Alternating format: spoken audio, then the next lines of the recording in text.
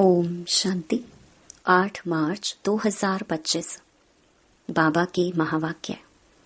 मीठे बच्चे, रूहानी सर्विस कर अपना और दूसरों का कल्याण करो।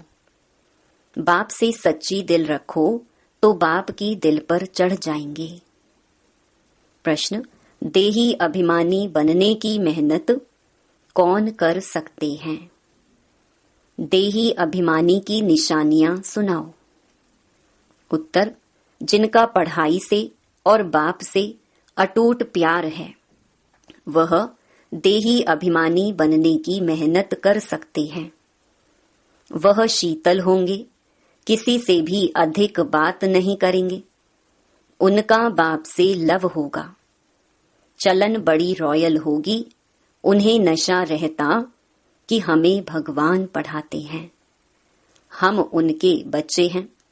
वह सुखदाई होंगे, हर कदम श्रीमत पर उठाएंगे। ओम शांति। बच्चों को सर्विस समाचार भी सुनना चाहिए। फिर मुख्य जो महारथी सर्विसेबल हैं उन्हों को राय निकालनी चाहिए। बाबा जानते हैं सर्विसेबल बच्चों का ही विचार सागर मंथन चलेगा।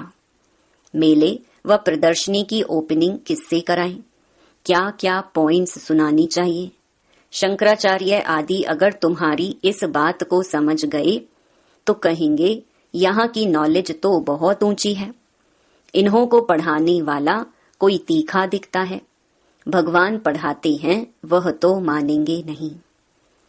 तो प्रदर्शनी आदि का उद्घाटन करने जो आते हैं उनको क्या क्या समझाते हैं वह समाचार सबको बताना चाहिए। या तो टेप में शॉर्ट में भरना चाहिए, जैसे गंगे ने शंकराचार्य को समझाया। ऐसे ऐसे सर्विसेबल बच्चे तो बाप की दिल पर चढ़ते हैं। यूं तो स्थूल सर्विस भी है, परंतु बाबा का अटेंशन रूहानी सर्विस पर जाएगा, जो बहुतों का कल्याण करते हैं। भल कल्याण तो हर बात में है। ब्रह्मा भोजन बनाने में भी कल्याण है, अगर योग युक्त हो बनाए। ऐसा योग युक्त भोजन बनाने वाला हो तो भंडारे में बड़ी शांति हो। याद की यात्रा पर रहे। कोई भी आए तो झट उनको समझाएं। बाबा समझ सकते हैं सर्विसेबल बच्चे कौन हैं। जो दूसरों को भी समझा सकते हैं उन्हों को ही अक्सर करके सर्विस पर बुलाते भी हैं। तो सर्विस करने वाले ही बाप की दिल पर चढ़े रहते हैं। बाबा का अटेंशन सारा सर्विसेबल बच्चों तरफ ही जाता है। कई तो सम्मुख मुरली सुनते हुए भी कुछ समझ नहीं सकते। धारणा नहीं होती क्योंकि आधा कल्प के देह अभिमान की बीमारी बहुत कड़ी है। उसको मिटाने के लिए बहुत थोड़े हैं जो अच्छी रीति पुरुषार्थ करते हैं। बहुतों से देही अभिमानी बनने की मेहनत पहुंचती नहीं है। बाबा समझाते हैं, बच्चे, देही अभिमानी बनना बड़ी मेहनत है। भल कोई चार्ट भी भेज देते हैं परंतु पूरा नहीं, फिर भी कुछ अटेंशन रहता है। देही अभिमानी बनने का अटेंशन बहुतों का कम रहता है। देही अभिमानी बड़े शीतल होंगे। वह इतना जास्ती बातचीत नहीं करेंगे। उन्हों का बाप से लव ऐसा होगा जो बात मत पूछो। आत्मा को इतनी खुशी होनी चाहिए जो कभी कोई मनुष्य को ना हो। इन लक्ष्मी नारायण को तो ज्ञान है नहीं। ज्ञान तुम बच्चों को ही है जिनको भगवान पढ़ाते हैं। भगवान हमको पढ़ाते हैं। यह नशा भी तुम्हारे में कोई एक दो को रहता है।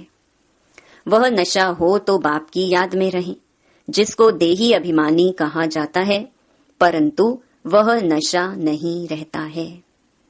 याद में रहने वाले की चलन बड़ी अच्छी रॉयल होगी। हम भगवान के बच्चे हैं, इसलिए गायन भी है।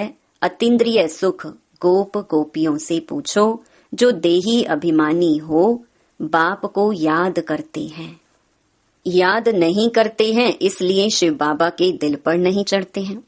शिव बाबा के दिल पर नहीं तो दादा के भी दिल पर नहीं चढ़ सकते। उनके दिल पर होंगे तो जरूर इनके दिल पर भी होंगे।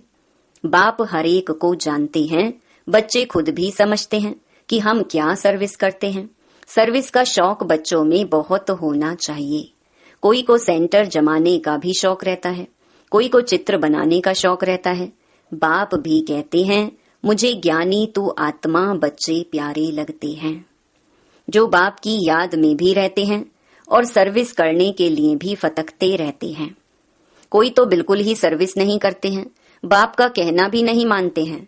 बाप तो जानते हैं ना कहाँ किसको सर्विस करनी चाहिए, परंतु देह अभिमान के कारण अपनी मत पर चलते हैं तो वह दिल पर नहीं चढ़ते हैं।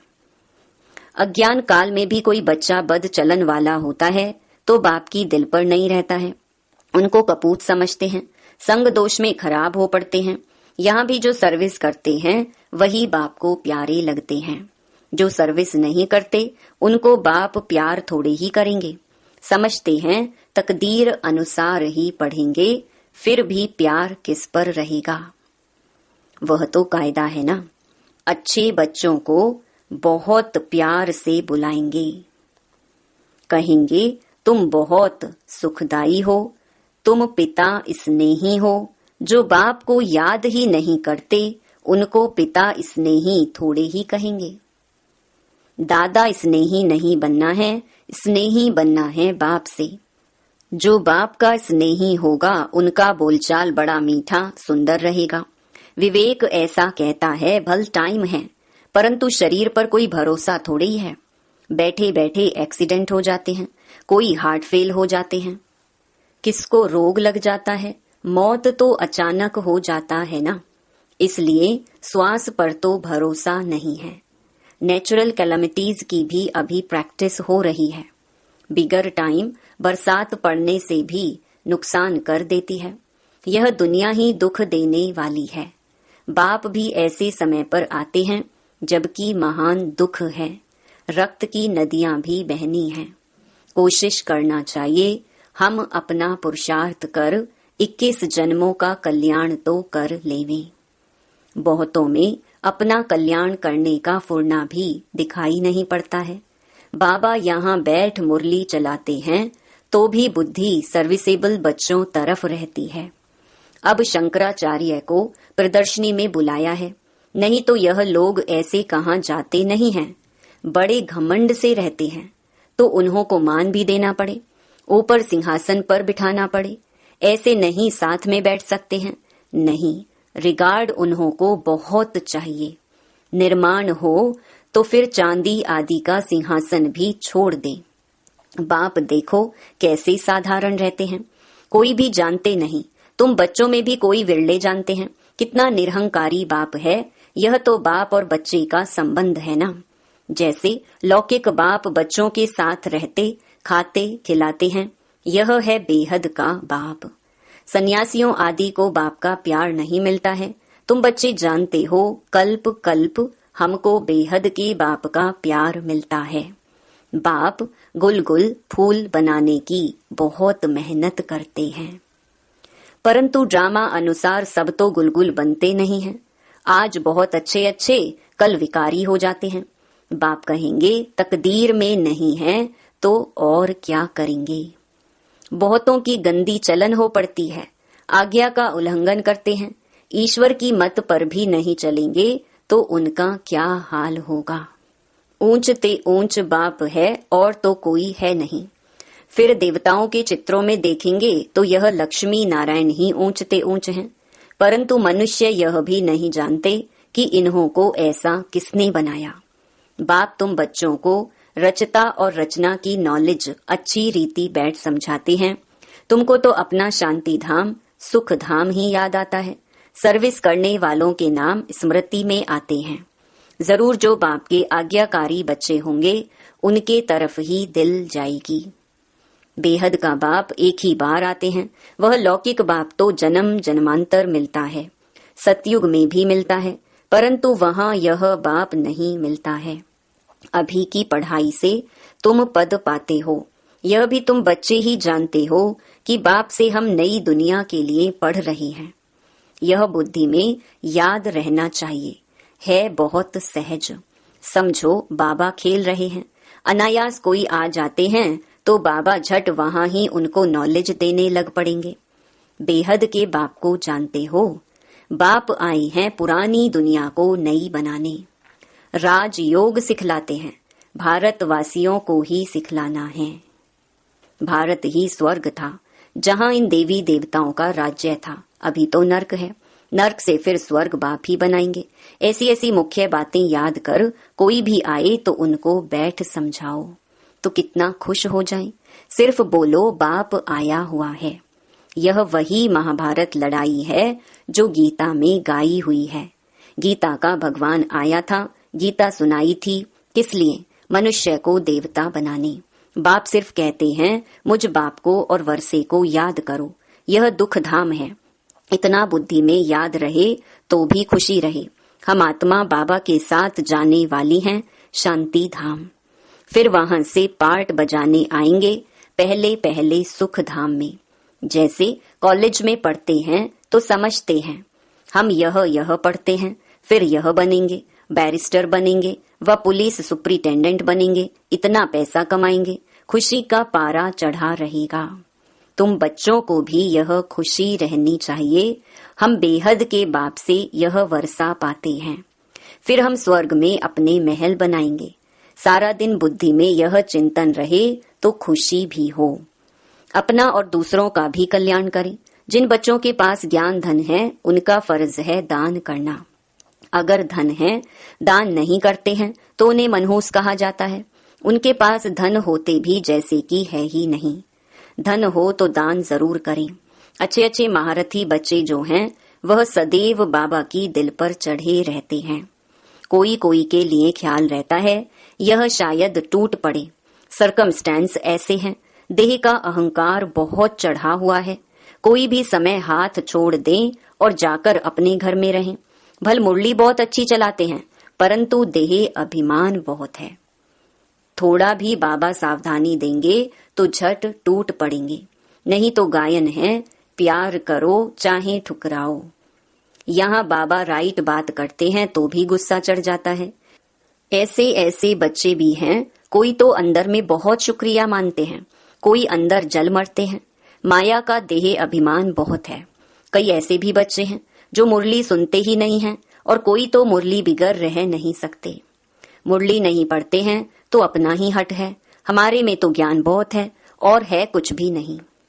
तो जहाँ शंकराचार्य आदि प्रदर्शनी में आते हैं सर्विस अच्छी होती है, वह समाचार सबको भेजना चाहिए तो सबको मालूम पड़े कैसे सर्विस हुई तो वह भी सीखेंगे। ऐसी ऐसी सर्विस के लिए जिनको ख्यालात आते हैं उनको ही बाबा सर्विसेबल समझेंगे। सर्विस में कभी थकना नहीं चाहिए। यह तो बहुतों का कल्याण करना है ना। बाबा को तो यही औना रहता है सबको यह नॉलेज मिले, बच्चों की भी उन्नति हो। रोज मुरली में समझाते रहते हैं यह रूहानी सर्विस है मुख्य। सुनना और सुनाना है, शौक होना चाहिए। बैज लेकर रोज मंदिरों में जाकर समझाओ यह लक्ष्मी नारायण कैसे बने, फिर कहाँ गए, कैसे राज्य भाग्य पाया। मंदिर के दर पर जाकर बैठो, कोई भी आए बोलो यह लक्ष्मी नारायण कौन है, कब इन्हों का भारत में राज्य था। हनुमान भी जूतियों में जाकर बैठता था ना, उसका भी रहस्य है ना। तरस पड़ता है। सर्विस की युक्तियां बाबा बहुत बतलाते हैं परंतु अमल में बहुत कोई मुश्किल लाते हैं। सर्विस बहुत है, अंधों की लाठी बनना है। जो सर्विस नहीं करते, बुद्धि साफ नहीं है तो फिर धारणा नहीं होती है। नहीं तो सर्विस बहुत सहज है। तुम यह ज्ञान रत्नों का दान करते हो, कोई साहूकार आए तो बोलो हम आपको यह सौगात देते हैं। इनका अर्थ भी आपको समझाते हैं। इन बैजेस का बाबा को बहुत कदर है और किसको इतना कदर नहीं है। इनमें बहुत अच्छा ज्ञान भरा हुआ है परंतु किसकी तकदीर में नहीं है तो बाबा भी क्या कर सकते हैं। बाप को और पढ़ाई को छोड़ना यह तो बड़े ते बड़ा आपघात है। बाप का बनकर और फिर फारकती देना, इस जैसा महान पाप कोई होता नहीं, उन जैसा कमबख्त कोई होता नहीं। बच्चों को श्रीमत पर चलना चाहिए ना। तुमको बुद्धि में है हम विश्व के मालिक बनने वाले हैं। कम बात थोड़ी है, याद करेंगे तो खुशी भी रहेगी। याद ना रहने से पाप भस्म नहीं होंगे। एडॉप्ट हुए तो खुशी का पारा चढ़ना चाहिए, परंतु माया बहुत विघ्न डालती है, कच्चों को गिरा देती है। जो बाप की श्रीमती नहीं लेते तो वह क्या पद पाएंगे। थोड़ी मत ली तो फिर ऐसा ही हल्का पद पाएंगे। अच्छी रीति मत लेंगे तो ऊंच पद पाएंगे। यह बेहद की राजधानी स्थापन हो रही है। इसमें खर्चे आदि की भी कोई बात नहीं है। कुमारियां आती हैं, सीखकर बहुतों को आप समान बनाती हैं। इसमें फी आदि की बात ही नहीं। बाप कहते हैं तुमको स्वर्ग की बादशाही देता हूँ। मैं स्वर्ग में भी नहीं आता हूँ, शिव बाबा तो दाता है ना। उनको खर्ची क्या देंगे। इसने सब कुछ उनको दे दिया, वारिस बना दिया। एवज में देखो राजाई मिलती है ना। यह पहला पहला मिसाल है। सारे विश्व पर स्वर्ग की स्थापना होती है, खर्चा पाई भी नहीं। अच्छा, मीठे मीठे सिकिलधे बच्चों प्रति माता पिता बाप दादा का याद प्यार और गुड मॉर्निंग।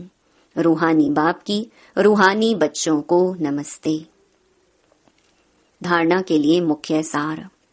पहला, पिता स्नेही बनने के लिए बहुत बहुत सुखदायी बनना है।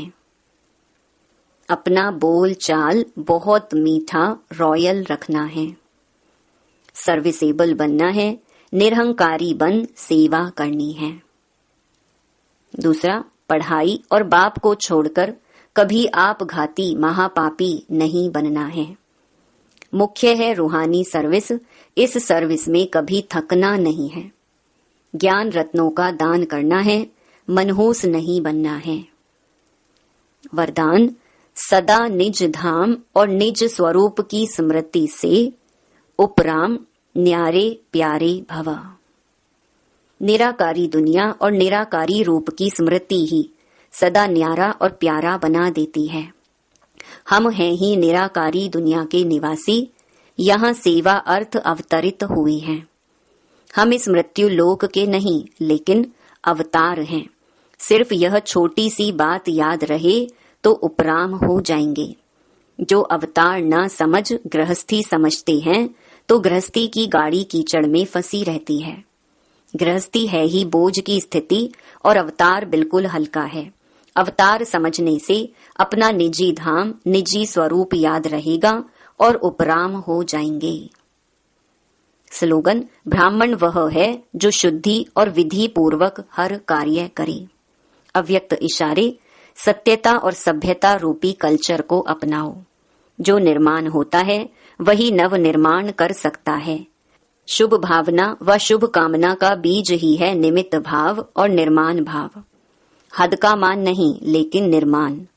अब अपने जीवन में सत्यता और सभ्यता के संस्कार धारण करो।